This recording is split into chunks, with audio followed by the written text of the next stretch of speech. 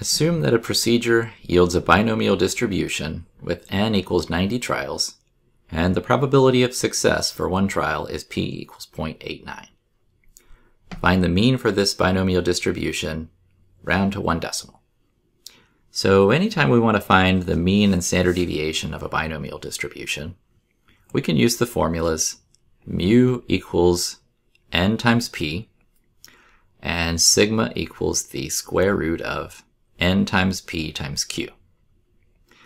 And these two formulas, normally to find means and standard deviations of probability distributions, we have to list all the values of the random variable in L1, all of the associated probabilities in L2, and then use one var stats L1, L2. But with the assumptions made for a binomial, that the trials are independent, that there's only two potential outcomes, that there's a fixed number of trials, all of that filters their way through the formula for the mean and standard deviation, and it simplifies things to just these two formulas. Now, Q is the value of 1 minus P, so keep that in mind as we calculate.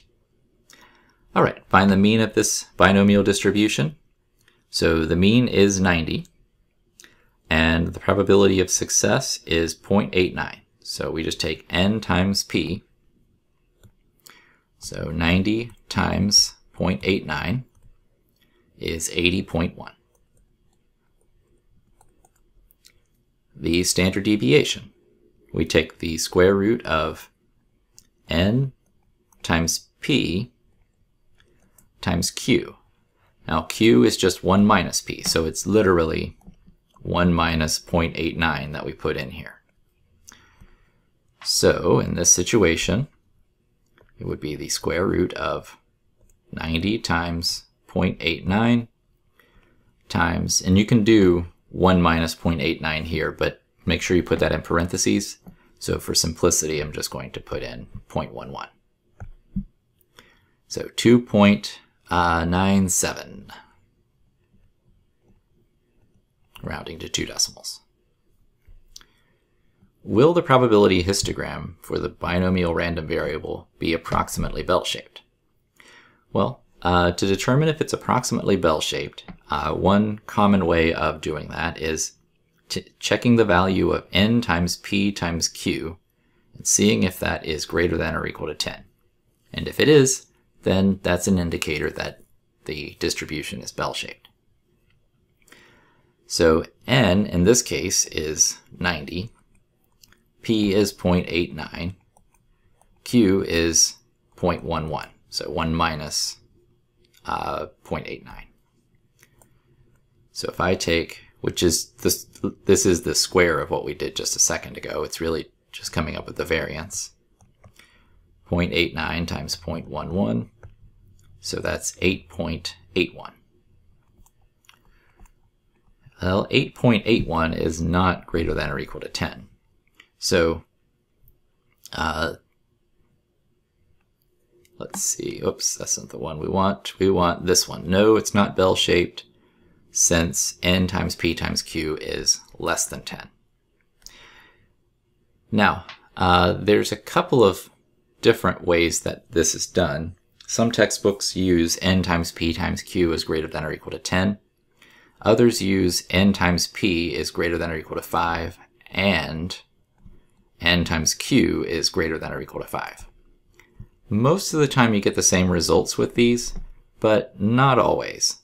If you'll notice in this case, we actually get differing results because n being 90, if we take 90 times 0.89, that's certainly going to be bigger than 10.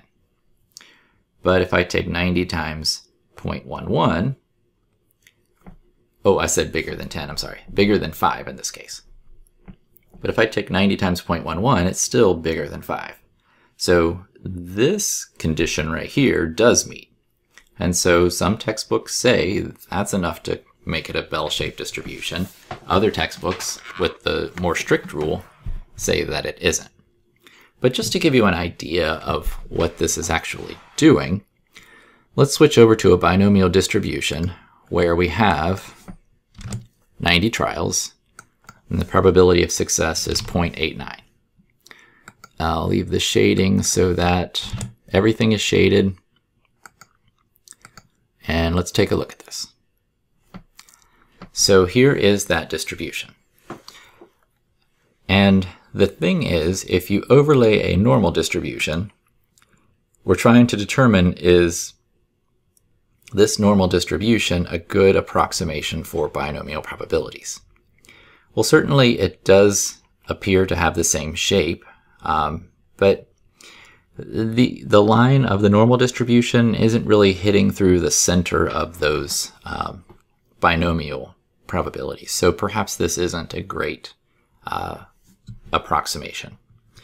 But use the approximator that your textbook recommends. Either way, you're still getting the same concept.